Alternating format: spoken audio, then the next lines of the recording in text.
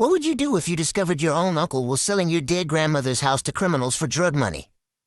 I should have known something was wrong when Uncle Gerald showed up to Grandma Rosalind's funeral in a brand new Mercedes, especially since he had been asking everyone in the family for money just 6 months earlier.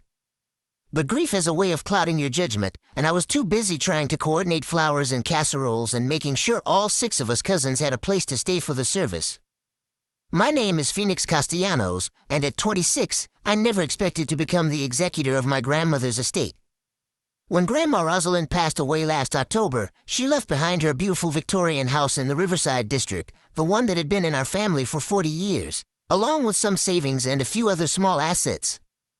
The total estate was worth about $600,000, with the house being the crown jewel at around $550,000 according to recent neighborhood sales. Gerald Mitchell, my father's older brother, had somehow convinced Grandma to make him her power of attorney during her final year. At the time, it seemed like the responsible thing to do. Gerald was the oldest son, he lived closest to her, and he had been checking on her regularly.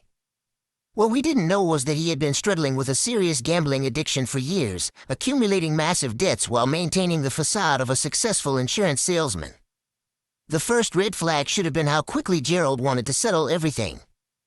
At the reading of the will, he kept checking his watch and tapping his fingers on the mahogany table in the lawyer's office.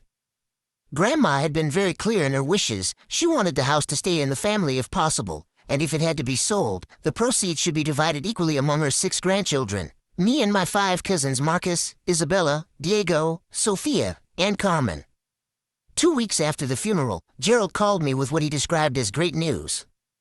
He had found a developer interested in buying the house for $150,000, cash deal, no inspections, quick closing. He spoke fast, his words tumbling over each other like he was reading from a script. I remember sitting in my tiny graduate school apartment, surrounded by research papers for my sociology thesis, feeling something cold settle in my stomach. $150,000 was way too low. I had been driving by Grandma's house regularly since she passed, partly to check on it and partly because I missed her terribly.